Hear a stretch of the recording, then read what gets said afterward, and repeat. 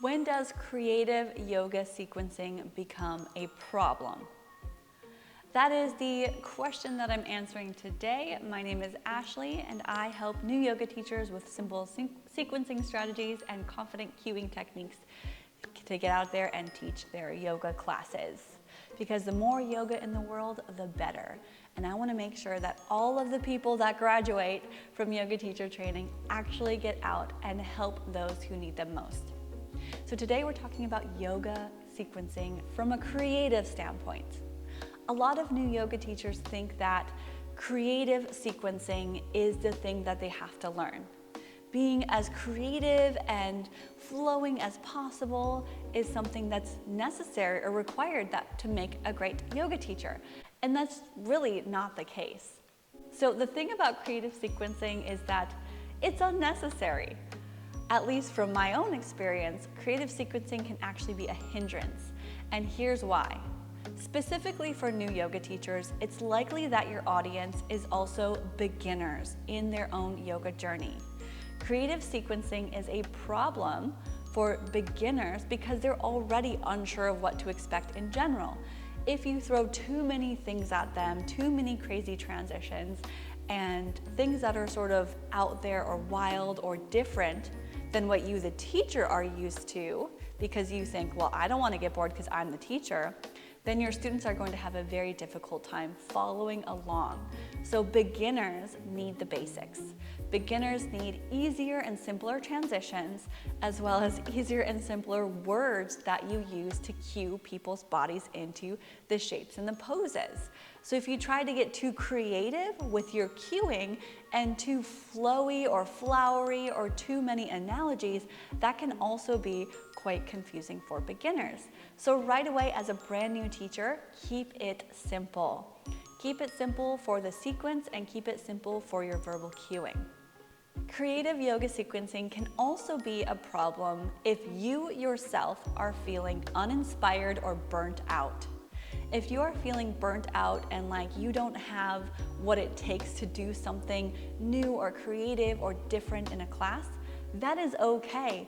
Go back to the basics. So many of us forget the basics when we start getting into higher concepts and creative things and all these big things, but they're kind of up here and they can be very draining to keep trying to grasp for things that aren't at the foundation. So the most important thing for you, if you're ever feeling burnt out, is to come back to your foundation, come back to the basics. And that might mean attending a class as a student, which is the base to every yoga teacher. The foundation, really, the first step for every yoga teacher is to be a student. It might be when you're teaching, if you are feeling sort of burnt out or down or low in any way, teach a class that comes back to the foundation of what you originally learned. I found that when I tried to watch Yoga Glow videos and do some creative things in classes, they would typically land pretty flat with my students.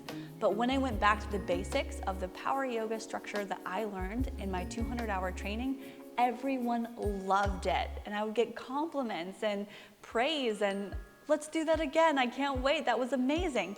And I didn't do anything special except I was very confident in the foundations that I was teaching, and it just came across as a little bit, I don't know, just came across better, okay? So the foundations came across better, specifically if you are feeling burnt out as a teacher. And one more place where it's problematic to get too creative is if you are expected to teach a set sequence. So if you are teaching the Ashtanga primary series or the Budokan primary series, hey all you Budokan yogis out there. Okay, if you're teaching a primary set series, it's not usually okay to vary too much from the sequence.